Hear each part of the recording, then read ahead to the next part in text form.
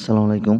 আমি আজকে আপনাদের সাথে ভিডিওতে যে বিষয় নিয়ে আলোচনা করতে যাচ্ছি, সেই বিষয়টি হলো গরু খাবারে অরুচি বা আস্তে, আস্তে শুকিয়ে যাচ্ছে বা স্বাস্থ্যে কোনো উন্নতি হচ্ছে না। এই ধরনের সমস্যা দেখা দিলে আপনার প্রাথমিকভাবে বুঝতে হবে আপনার গরুটির কৃমির সমস্যা রয়েছে।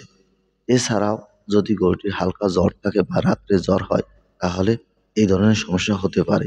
এটা আপনার খেয়াল রাখতে হবে।